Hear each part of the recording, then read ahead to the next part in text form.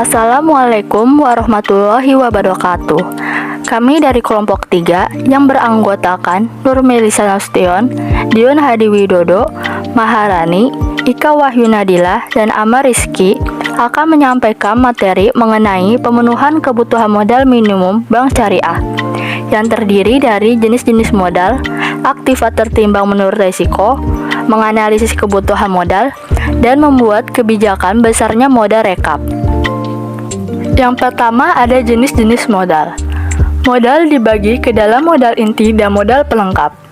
Modal inti terdiri dari pertama, modal setor, yaitu modal yang disetor secara efektif oleh pemilik.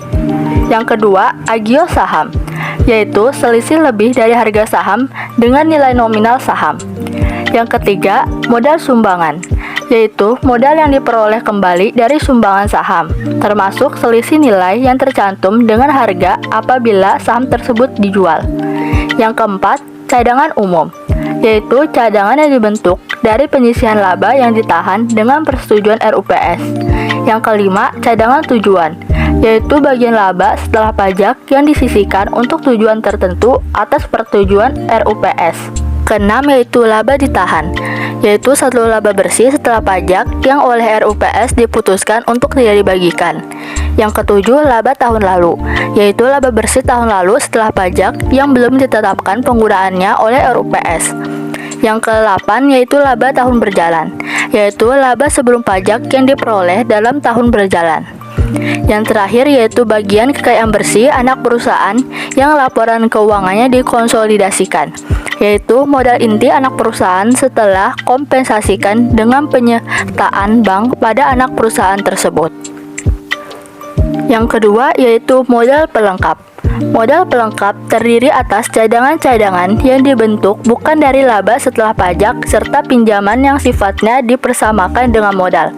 Secara terinci, modal pelengkapan dapat berupa: pertama, cadangan revaluasi tetap; kedua, cadangan penghapusan aktiva yang diklasifikasikan; yang ketiga, modal pinjaman yang mempunyai ciri, yaitu tidak dijamin oleh bank yang bersangkutan dan dipersamakan dengan modal dan telah dibayar penuh, tidak dapat dilunasi atas inisiatif pemilik tanpa persetujuan BI, mempunyai kedudukan yang sama dengan modal dalam hal memikul kerugian bank, dan pembayaran bunga dapat ditangguhkan bila bank dalam keadaan rugi. Yang selanjutnya adalah aktiva tertimbang menurut resiko. Aktiva tertimbang menurut resiko merupakan resiko atas modal yang berkaitan dengan dana yang diinvestasikan pada aktiva beresiko rendah maupun yang beresiko lebih tinggi dari yang lain. Aktiva tertimbang menurut resiko diperoleh dari bobot total masing-masing aktiva bank setelah dikalikan dengan masing-masing bobot resiko aktiva tersebut. Aktiva yang paling tidak beresiko diberi bobot 0% dan aktiva yang paling beresiko diberi bobot 100%. Dengan demikian, aktiva tertimbang menurut resiko menunjukkan nilai aktiva beresiko tinggi memerlukan antisipasi modal dalam jumlah yang cukup.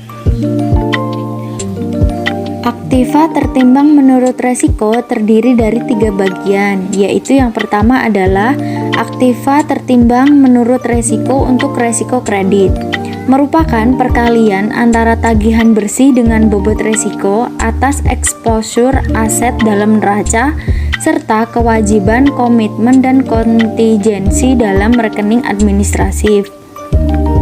Yang kedua adalah aktiva tertimbang menurut resiko untuk resiko pasar, mencakup resiko suku bunga, resiko nilai tukar, resiko ekuitas, dan resiko komoditas. Seluruh jenis resiko pasar dihitung jumlah beban modalnya dengan cara mengonversikan jumlah beban modal untuk seluruh jenis resiko pasar menjadi ekuivalen dengan aktiva tertimbang menurut resiko. Kemudian yang ketiga adalah aktiva tertimbang menurut resiko untuk resiko operasional. Aktiva tertimbang menurut resiko operasional diperoleh dengan mengalihkan beban modal resiko operasional dengan angka 12,5. Beban modal operasional adalah rata-rata dari penjumlahan pendapatan bruto atau gross income tahunan pada 3 tahun terakhir dikalikan dengan 15%. Pembahasan selanjutnya yaitu menganalisa kebutuhan modal minimum bank syariah. Untuk memastikan bahwa industri perbankan memiliki permodalan yang cukup dalam mendukung kegiatan usahanya, Bank Indonesia bertanggung jawab menentukan jumlah minimum permodalan yang harus dimiliki bank dan mengeluarkan ketentuan mengenai permodalan minimum. Nah, pemenuhan tersebut menjadi salah satu komponen penilaian dalam pengawasan bank yang tercermin dari pemenuhan risiko kecukupan modal. Bank yang memiliki tingkat kecukupan modal yang baik menunjukkan indikator sebagai bank yang sehat. Salah satu aspek terpenting dalam melihat kesehatan perbankan nasional adalah dengan melihat permodalan dari perbankan itu sendiri. Agar perbankan dapat berkembang secara sehat dan mampu bersaing, maka tingkat kecukupan modal bank dinyatakan dengan rasio kecukupan modal atau dapat disebut dengan CAR. CAR yang dimaksud di sini adalah rasio yang membandingkan antara jumlah modal bank dengan sejumlah aktiva yang dimiliki. Melalui rasio ini akan dapat mengetahui bagaimana kemampuan menyangga aktiva bank, terutama kredit yang disalurkan dengan sejumlah modal bank. CAR dapat diukur dengan cara sebagai berikut. Yang pertama yaitu membandingkan modal dengan dana pihak ketiga. Yang kedua, membandingkan modal dengan aktiva berisiko. Langsung saja, yang pertama yaitu membandingkan modal dengan dana pihak ketiga. Perhitungan ini merupakan rasio modal dikaitkan dengan simpanan pihak ketiga, yaitu giro, deposito, dan tabungan, dengan rumus modal inti dan cadangan dibagi DPK, yaitu giro, tabungan, dan deposito, sama dengan 10%. Nah, dari perhitungan rumus tersebut dapat diketahui bahwa rasio modal atau simpanan cukup dengan 10%. Rasio ini sudah cukup untuk menilai tingkat kesehatan modal bank. Bank Indonesia memberikan penamaan tingkat kecukupan pemenuhan modal ini dengan istilah kewajiban penyediaan modal minimum atau KPMM. Besaran minimum kecukupannya adalah 6% untuk sektor syariah dan 8% untuk sektor konvensional. Yang kedua, membandingkan modal dengan aktiva berisiko, yaitu perhitungan kecukupan modal minimum yang didasarkan pada aktiva tertimbang menurut risiko atau ATMR, merupakan rasio modal terhadap aktiva yang terdapat pada neraca dan aktiva administratif. Pos-pos aktiva yang diberikan bobot risiko didasarkan pada kadar risiko yang terkandung pada aktiva tersebut atau bobot risiko yang terdapat pada golongan nasabah, penjamin, sifat agunan, serta besarnya penarikan kredit. Nah, rumusnya adalah modal inti dan cadangan dibagi dengan ATMR dikali 100%. Langsung saja ke pembahasan selanjutnya, yaitu rasio CAR atau rasio kecukupan modal minimum yang memiliki kriteria kesehatannya, yaitu sebagai berikut. Rasio CAR lebih dari atau sama dengan 12% memiliki peringkat pertama, yaitu sangat sehat. Lalu rasio CAR lebih dari atau sama dengan 9% dan rasio CAR tersebut kurang dari 12% itu memiliki peringkat 2, yaitu sehat. Yang selanjutnya yaitu rasio CAR lebih dari atau sama dengan 8%, tetapi rasio tersebut kurang dari 9%, memiliki peringkat 3 atau cukup sehat.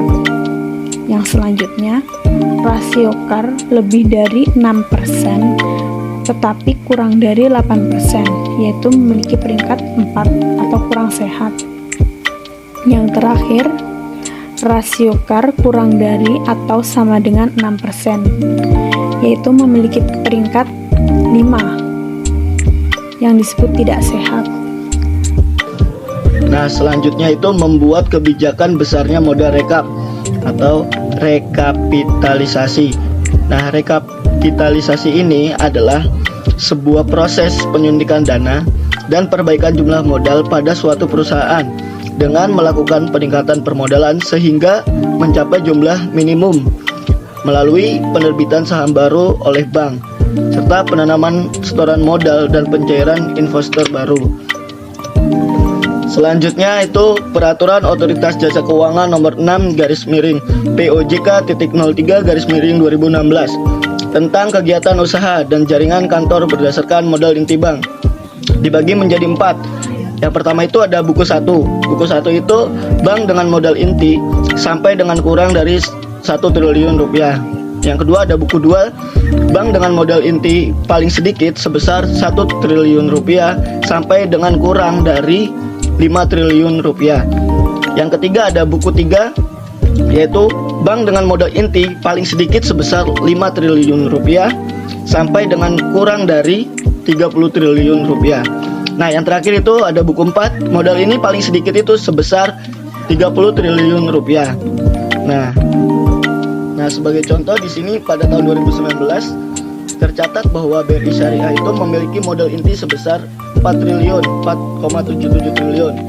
Maka dengan pencapaian modal inti BRI Syariah tersebut telah masuk di dalam kategori bank umum kegiatan usaha atau buku 2, karena buku 2 adalah kategori yang dimana bank dengan modal inti paling sedikit, yaitu 1 triliun rupiah sampai dengan 5 triliun rupiah. Sedangkan pada tahun 2020 tercatat bahwa BRI Syariah memiliki modal inti sebesar 5,8 triliun. Maka dengan pencapaian modal inti BRI Syariah tersebut masuk di dalam kategori buku 3 atau badan kegiatan usaha 3. Adalah kategori yang dimana bank dengan modal inti paling sedikit itu 5 triliun rupiah sampai dengan 30 triliun. Sekian dari kelompok kami, kurang lebihnya mohon maaf. Wassalamualaikum warahmatullahi wabarakatuh.